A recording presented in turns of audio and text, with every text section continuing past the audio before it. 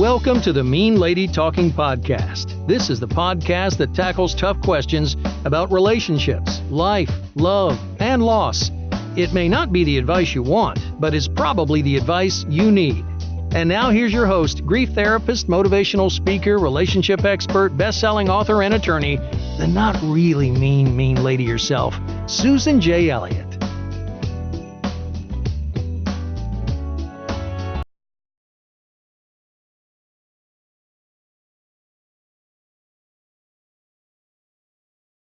Good day, everybody. This is Susan Elliott, host of the Mean Lady Talking Podcast, and this podcast is coming to you courtesy of the GettingPastYourBreakup.com website. We also have a wonderful Facebook group, Facebook.com/groups/GettingPastYourBreakup. If you need support from a breakup, whether you were the person that did the breaking up, the other person breaking up, whether your ex was abusive or not, or just personality disorder, or just crazy, or just dysfunctional, or just maybe you just don't think that your ex is cute anymore. So it's over. And welcome back to our second in the series about the Shanann Watts murder, the Watts family murders. Some of the things that I'm going to be talking about in this particular podcast is the definitions of narcissistic personality disorder, antisocial personality disorder, and why we use the term psychopath. What does that mean? I was a psychiatric clinician for a long time, and like I've said to people many times on other podcasts, the people with personality disorders don't come waltzing into the therapeutic milieu. It doesn't usually happen. What we get are the people who have been partners with those with personality disorders. And like I talked about, many times they come in and they're like, my ex was the greatest person in the world, everybody loves him, blah, blah, blah. And I'm a schlep, and my ex hates me, and my ex treats me horribly, and everybody loves my ex, so it must be me. And that's what I typically get. And then we're going to talk about the Chris Watts plea agreement and how that complicates the possible psychological picture. And I said originally I wasn't going to talk about Chris Watts. I wasn't going to sit there and go, well, is he a narcissist? Is he a sociopath? Is he a psychopath? I mean, what is he? Because he's so far outside the norm of even the most horrific murderers. He's outside the realm of. When you think about him killing those little girls and taking poor Bella and stuffing her into that oil tank, it's just so disturbing. And that is why people have become kind of fascinated with this case. Now, when you have a personality disorder, as I said at the beginning, borderline personality disorder people show up in the therapeutic milieu all the time.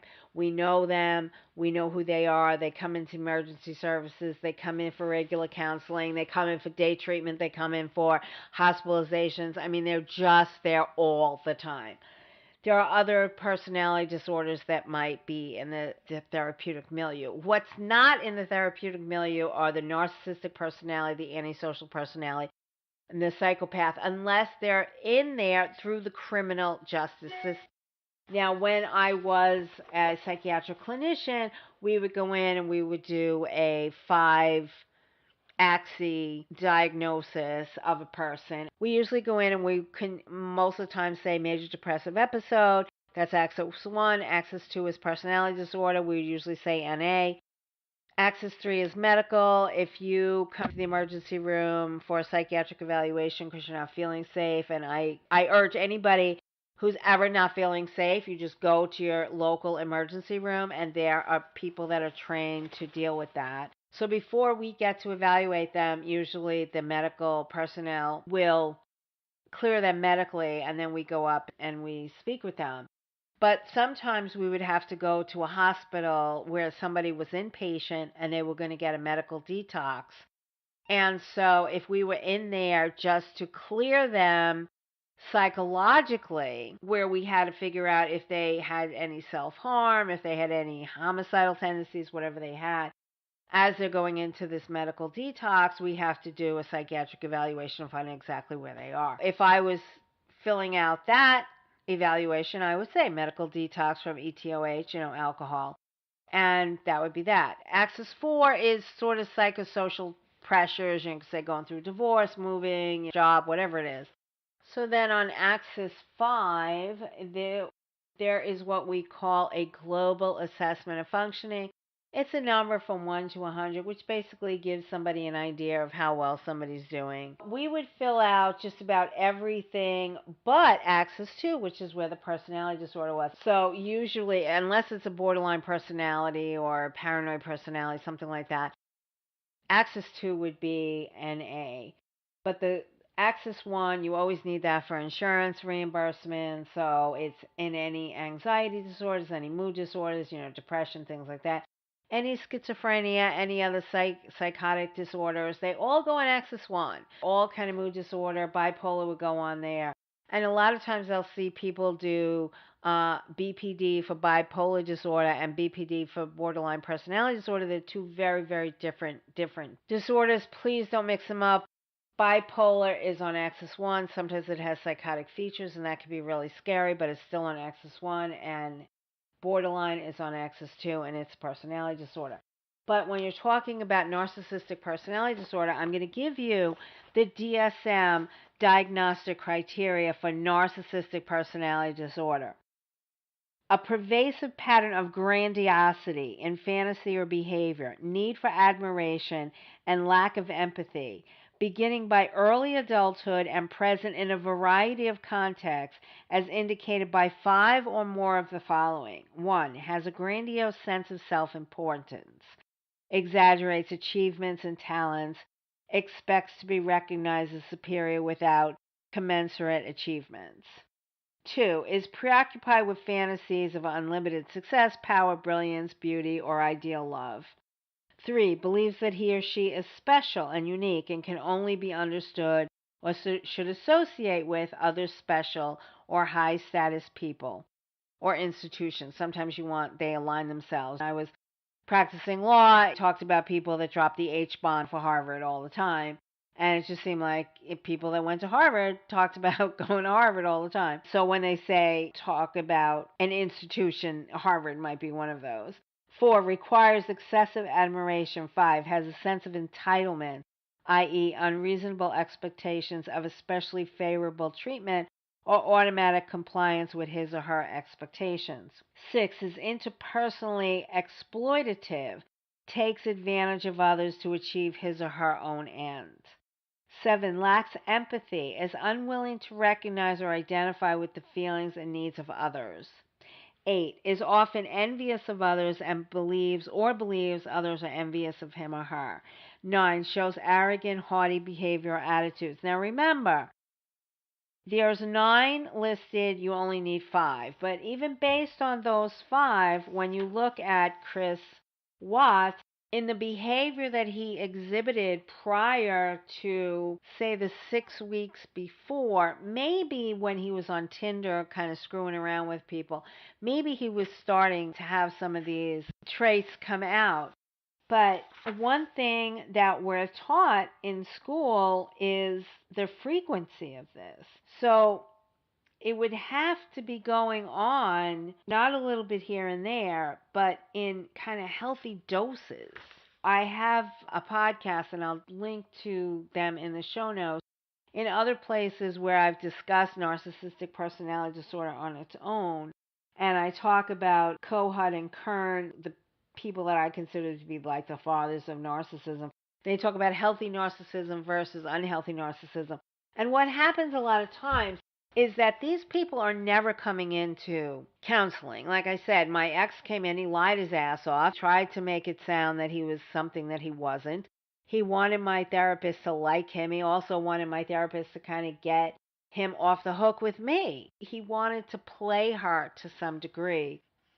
He was not honest about who he was. So for the most part, you're not going to get the narcissistic personality disorder into therapy. In recent years, probably like in the last 10 years or so, there's been people that have been trying to subtype narcissistic personality disorder. They put them in with antisocial features. You talked about Jodi Arias as kind of a sociopathic narcissist, or an elitist, somebody who might come from a good family and think that they have some special qualities that entitle them to be better than everybody else. And then there's the amorous narcissist, and that is Again, it could be like a Jodi Arias type, very flirtatious, and because it does involve pathological lying and cheating. And as you can see, a lot of these subtypes people could kind of float in and out of them. And another subtype is compensatory, where it's very avoidant. And this is the typical narcissist who is an egomaniac with an inferiority complex. And the compensatory narcissist is very much the standard classic narcissist, where they attempt to cover up feelings of inferiority and lack of self esteem by creating an illusion of superiority and being better than other people. Somebody comes in and she says, okay, so I went out with this guy and he raised the standards of every other guy that I'm ever going to date. One of the things that I talk about in my book, Getting Back Out There, is the standards and compatibility inventory, which is about figuring out what it is you do want and you don't want in future relationships. So when we're talking standards in the Getting Past Your Breakup group, we have a very definite idea of what we mean by that. So she came into the group and she said, you know, he held my door and he held my elbow and he did this and he did that. And people going, that's great, that's fabulous, that's wonderful. And I came in, I went, whoa, whoa, whoa, whoa, whoa.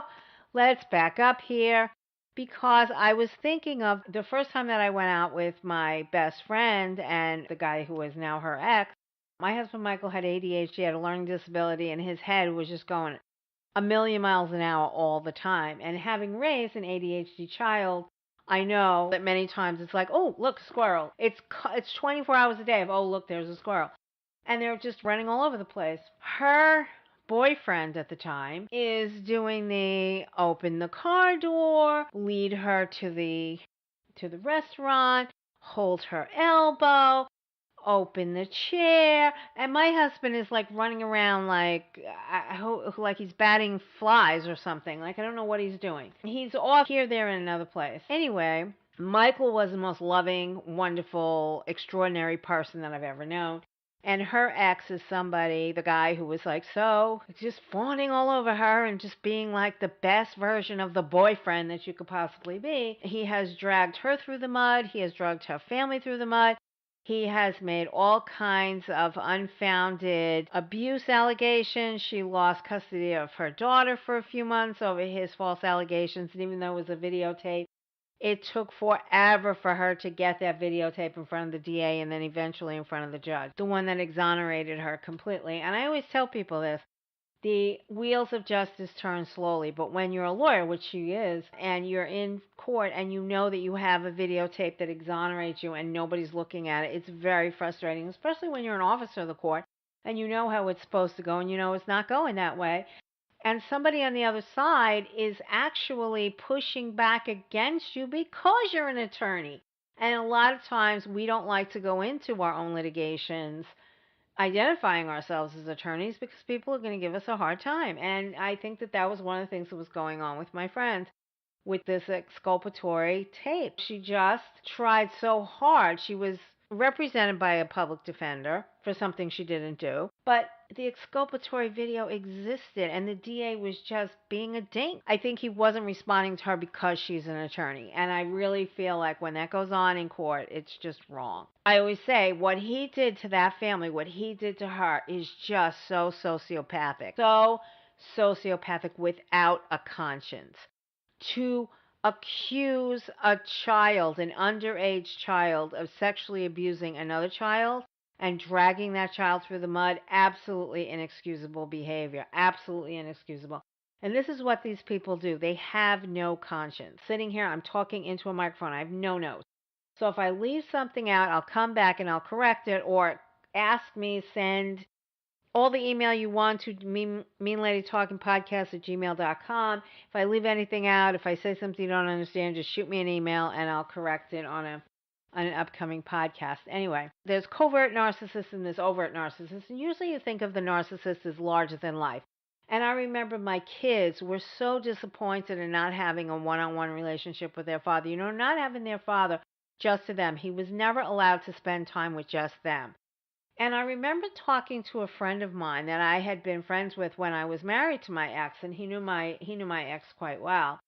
And then he was friends with me and my kids after I got divorced. And if you've ever heard the story of Go Long in the supermarket, this is the friend that happened to. And if you don't know what I'm talking about, I might not have even recorded that podcast. I'll have to go back and check. If I didn't, I will record it. Anyway, so he said to me, it's really too bad because my boys were a lot like my ex. They were really into sports. They liked basketball. They liked football. They liked baseball. They had the same kind of sense of humor. They liked the same movies. It was so many things that my ex could have had in common with his kids and really enjoy his kids. And he used to say things to him like, don't you care? Don't you even ask how they're doing? Don't you even ask how they are as people? And he would say things like, oh, it hurts me to think about it. There's always these bullshit excuses. Everybody loved this guy. And I remember when he passed away, my ex-mother-in-law was telling me how there was a line around the block. And I was like, yeah, but his kids weren't there. The people that wanted to look up to him, that wanted him to be the guy, he wasn't the guy for them. And when he passed away, he had been sick for a while, and he knew that he was losing his battle. And he turned to my brother-in-law, who had a close relationship with his nephews, and my ex, who hadn't talked to the kids in years, knew that. He turned to his brother and he said, tell my boys I was wrong. And I was furious. I mean, it was like if they had buried him that week, I would have dug him up and broken his arms and legs. That's how angry I was. I was so angry. I was like, you couldn't scrawl that out on a napkin in the hospital. Couldn't scroll it out with a crayon on a napkin and just say, dear boys, I was wrong. I'm sorry. Love you, Dad. Like, you couldn't do that. You just couldn't do that. He deprived them of the questions. He deprived them of Dad. What the hell happened? Why couldn't you be there for us? And he said that they had to be a family with his stepkids, which was totally unfair and ridiculous to me. He only saw his kids 4 days out of the month. It was like you should be able to spend time with just them. And I knew that his second wife wouldn't allow it, and that's what he told me, and that's what his mother told me. He had a stepson, and his stepson had a relationship with his father. But when I said to him one time, could you just take the boys out to dinner? My stepdaughter Teresa used to come to our house on the weekends, and I would tell my husband Michael, take Teresa home a little early on Sunday and go out to dinner with her. Spend some time with her because she was the one who didn't live with us.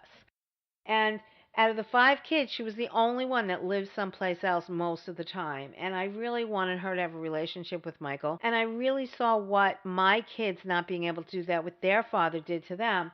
So I would say to Michael, go take Teresa, take her home, spend some time with just her, or just my daughter, Gina. I would say, take the girls out to dinner. They both could spend time with their father and their sister. So I'll leave my boys home.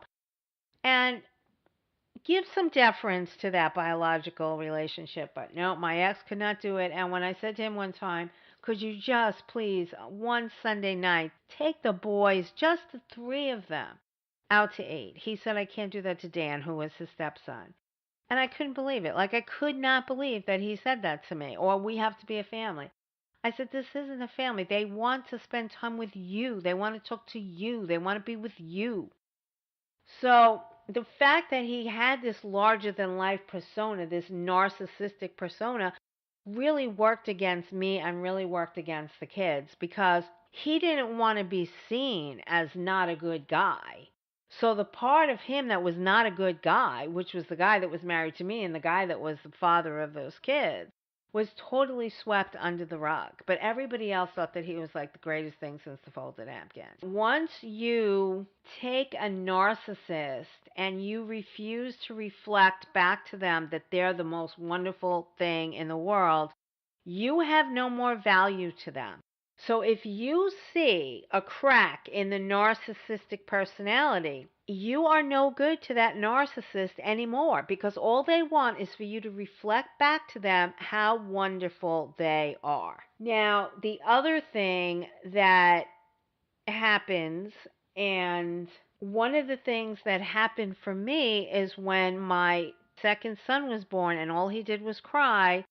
And he was very colicky, and I was so nervous about being a good mom because my husband had been critical of how I was with an infant the first time around. And I didn't want anybody to touch this kid, just me. And I wanted the cookie. I wanted him to say I was a good mom. And when I went to him after a couple of weeks of just having this kid attached to my hip 24 hours a day, and doing everything for him and being the best mom that I can be, I go to my ex and I say, so am I a good mom? Honestly thinking I'm going to get an answer to that. Yeah, you're great. You're so different from how you were with Chris, who was my oldest.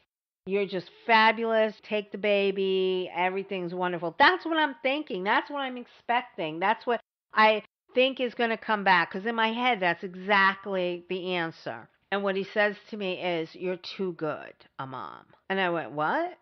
What? And that is my marriage jumped the shark. Absolutely, when my marriage jumped the shark, it would never be the same. But that was gaslighting, and I didn't know it. I thought that I did something wrong.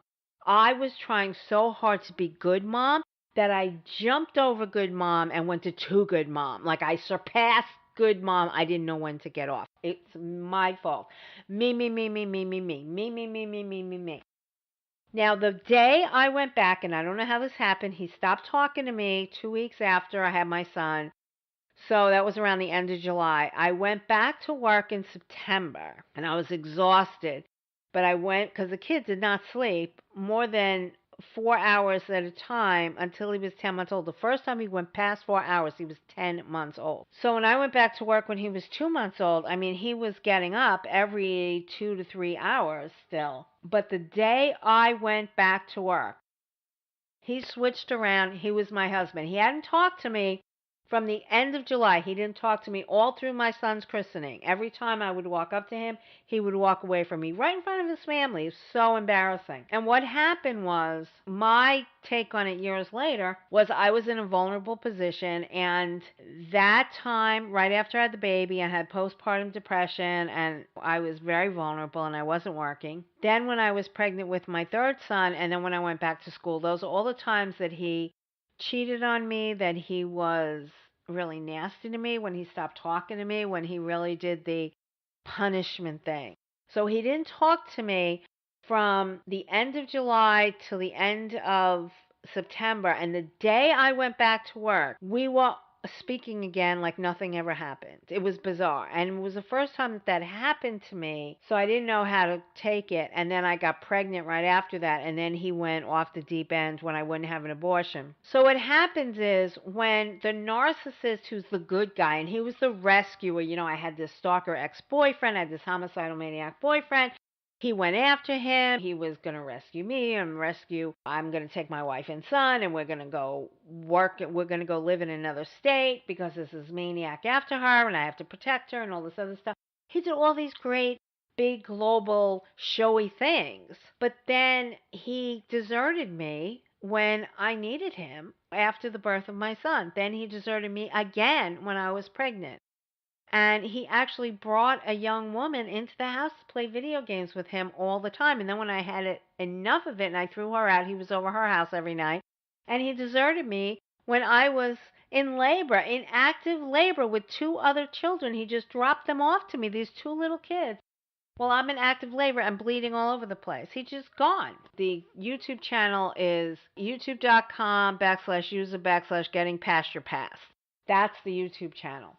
So I tell my story, and I tell the night of that delivering that third child and being terrified in labor. I saw the crack in the guy who was the savior, the guy who got me a car when my car broke down, the guy that got me a leather jacket when I had nothing to wear, the guy who went after my stalker ex-boyfriend. So all those guys that he shows to the world that this is him and he's rescuing me, and he wins my mother over. My mother was really unhappy with him as a boyfriend choice for the longest time, even though she knew him as a friend and he had stayed over with my brother when we were teenagers and all this other stuff.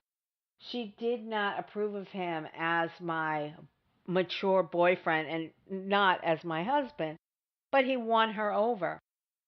And now I saw the cracks. I saw the meanness. I saw how really, truly sadistic he could be in private. And he wouldn't show that to anyone else, but I had seen it. So I was no longer reflecting back to him how wonderful he was, the savior, the guy who rescued me. And I want you to think about Shanann Watts talking about, I was in this controlling, abusive relationship, and then Chris sent me a friend request and he's the best thing that ever happened to me. I want you to think about that because this happened to me. I was in a relationship with a controlling, homicidal, very abusive, attempted murder charges boyfriend. And my first husband was the rescuer. He was the guy who came to my everybody else was definitely afraid of this guy. I mean, he came from a family of cop fighters. They'd all done prison time. Said that his uncle Les was in Dannemora. When I was watching the great series Escape from Dannemora, I was talking about that series. I was thinking that some things were going to come up because his uncle's street cred was that he had been in Dannemora, and Dannemora was supposed to be a really tough place at the time. Apparently not that tough, when all these things went on that none of us knew about. So I saw the crack in the narcissist. I saw that he wasn't a great guy. I saw that he abandoned his wife with a newborn child. I saw that he abandoned his wife with a pregnancy. People would say, well, he never cheated on his second wife. And there were a couple of reasons for that. One reason was that she kept an eye on him like an eagle eye. And he said later on, after my kids were grown, that the reason that he was never able to spend time with them was because she was jealous of me, and she thought that they would talk about me, and he would ask them questions about me.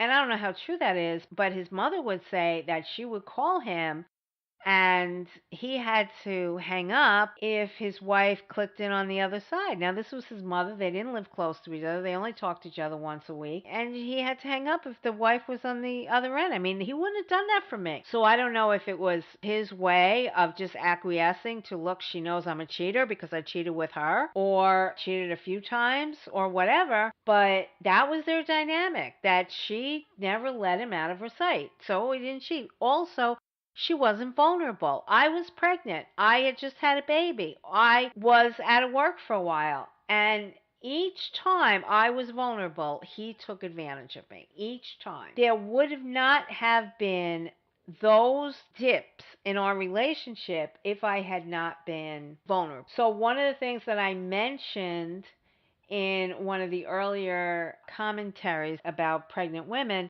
is that the leading cause of death among pregnant women is car accidents. And the second leading cause of death among pregnant women is homicide.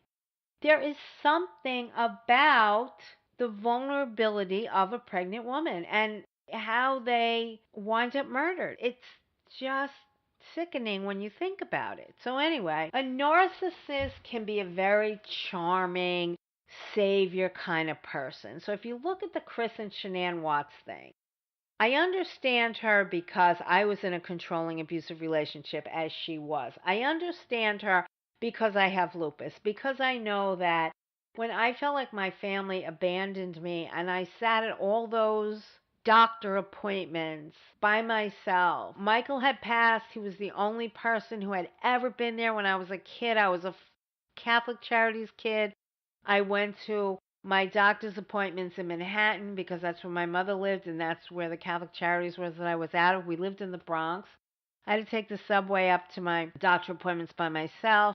I had my tonsils out in a big room at New York Hospital, all these other kids screaming, crying, and I was not the type of kid to cry. So all through my childhood, I remembered just being so alone. And when I was married to my first husband, I had 3 kids. He went to one OBGYN appointment. He went to the last appointment of my first son because I was due on October 25th. It was October 25th. And he wanted to go in and ask the doctor, where's the kid? That's how it works. That's not how it works. But he was going to go in there and be the tough guy, kind of roughed him up and asked him where the kid was. I don't know what he was thinking. But he never went to a single OBGYN appointment. He never went to a sonogram, nothing. And I felt completely alone and completely dejected. And Michael was the first person who came along and just was there for me.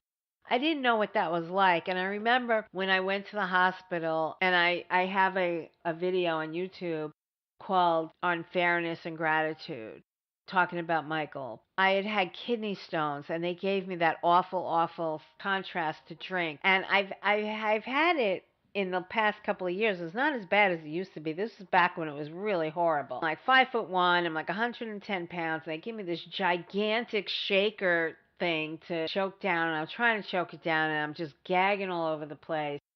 And Michael looks at me and he's like, you don't need to drink that whole thing. And he drinks like half of it. I thought he was going to take it and dump it in the sink, but he drank like half of it. I think he didn't want to get caught dumping it in the sink. So he just swigged it down. So when I was hospitalized with lupus a couple of summers ago, I mentioned this to the nurse, and the nurse said, oh, that's love. And I was like, oh, yes, it was. I remember that night he was just so amusing. And I remember like he walked into the wrong room and then he came back into our room and he was just laughing. And the nurse couldn't understand why he thought that walking into the wrong room was funny, but that was Michael. He thought it was funny. So when he was gone and I had lupus, and I'm sitting in all these doctor appointments just looking at the other patients and their families, and I'm sitting there all by myself, and it hurt so much. It was like, oh, here I am again by myself, and nobody ever reached out and said, do you want me to go with you? It was very painful for me. And so I know that had I been younger and had somebody come along, anybody, I think, and I stopped driving last year when I was having this lupus flare, and I was just having all kinds of weird symptoms, and I got down to the bottom of the hill and I got to the stop sign, and the road was spinning, the earth was spinning. I had no idea what was going on. I was so dizzy. And I turned around and came back, and I haven't driven since. And that's been really hard. I wound up housebound a lot of the time, and I had to leave work last year because of problems that I was having with chemotherapy. Then I was having problems with my stomach, and then it just got to be a mess. So if I was younger and somebody came along, like Chris Watts, and let me sleep on his lap for a few hours after being in a controlling abusive relationship, after having lupus, which is a disease of distance, I call it, because it puts distance between you and other people, because unless you have lupus, you don't know what it's like to have lupus. It's so depressing that people are just so not understanding. Like, oh, you look fine. But I've done boot camps. I've done a lot of groups in the past few years. I've tried to stay really active with my groups. And sometimes while I'm running a boot camp, I go down for the count and I have to go, look, guys, I'm not doing it. I'm not able to function. So I function in these very compartmentalized ways. If I had met somebody like Chris Watt, he's not one of these jovial, larger than life narcissist type. He's more like a covert narcissist, kind of hang back a little bit. He looks like the under-functioning narcissist to me. He's kind of a bit of a lump. He's not fully formed. He doesn't seem like he's a real go-getter. And he deferred himself to Shanann. And I can see that in the relationship. Trying to be the good guy, trying to be the guy that nurses her. And then she's doing well with her health, and she's getting healthy, and she's having children despite having lupus. And it all looks perfect. It all looks perfect. And one of the things that I think that people really need to do is to think about the tuck it in your back pocket observation. And that is a technique that I teach people, and I say, when you're out on a date early on and a person says something to the wait staff, or you're not quite sure if they were being rude or they were just tired or what it was, you're not really sure, because sometimes I always tell people, look at how people speak to wait staff. Do they have an attitude that they don't respect what this person does? Do they have some sort of hierarchy where they think they're better than people that are waiting on them? I always think it's important to see how people treat service people, whether they're friendship or relationship. You really want to know that. So suppose somebody said something, couldn't tell, like were they being rude, were they being short, were they being snippy?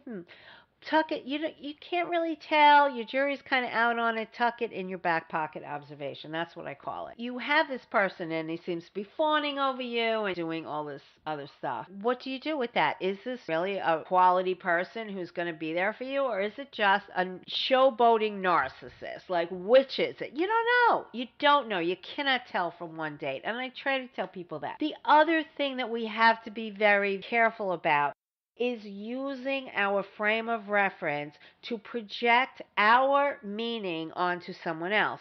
And I've said this in the last few podcasts that I've done, is to check yourself, because we'll say something like, I'm a generous person, and the other person says, oh, I'm a generous person too. What narcissists do, a lot of times sociopaths do it, and I'll get to the psychopaths, they also do it, is called reflecting. So the way that they gain your trust is to reflect back to you who you want them to be. So you could say, I'm a generous person. They go, oh, I'm a generous person too. I love generous people. I love kind-hearted people. They use very general terms.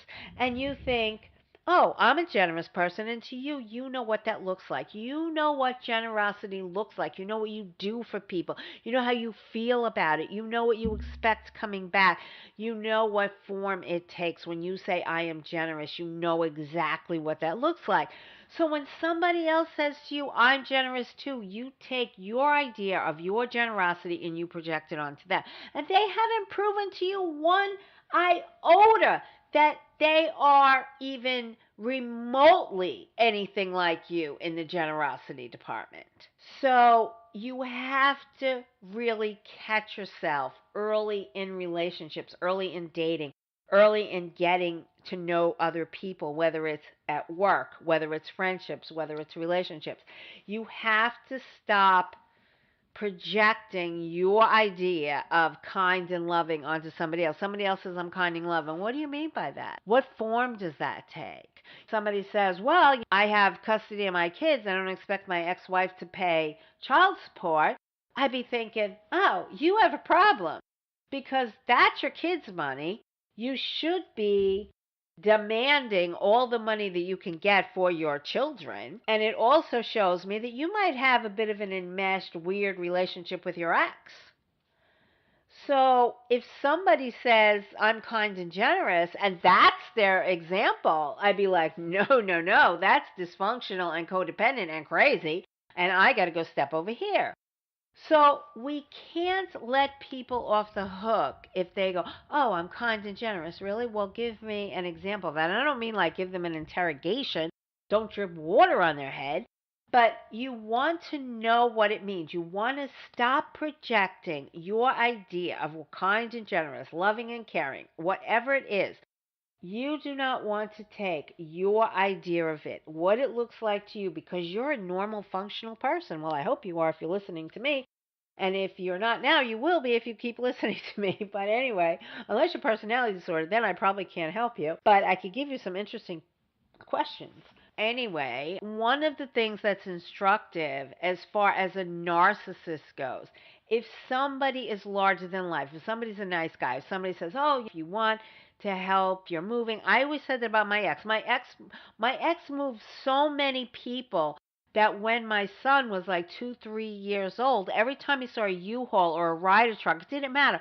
It could be a budget truck. He could read all of those names at 2-3 years old. But no matter what it was, he would say, Daddy's truck, Daddy's truck, Daddy's truck, because he was moving everyone all the time. Whenever I hear somebody say, oh, he'd be the first guy that would help you if you're moving, oh, that was my ex, you want to look past that public persona. And many times it's difficult for us to figure it out. I mean, by the time my ex said to me, too good, Mom, and we had had a physical altercation before that, but I thought it was a blip on the screen. I thought it was a misunderstanding. It wasn't as horrific as it had been in my previous relationship. It only happened once in a few years, and I thought it was going to be fine. I mean, it was going to escalate into a whole bunch of craziness later on once I stopped having kids. But by that point, there had only been one physical altercation, and I kind of thought it might have been my fault, even though I got slammed pretty hard. physically in it. But that was sort of one of those things I was in denial about. But I was in it deep by the time It Was Too Good Mom came around. And I don't know if I was sleeping. I don't know what was going on before that. But it was really the tip of the iceberg. But what I'm going to talk about now is I'm going to talk about the antisocial personality, the psychopath terminology, the plea deal with Christopher Watts, and how that complicates the psychological picture.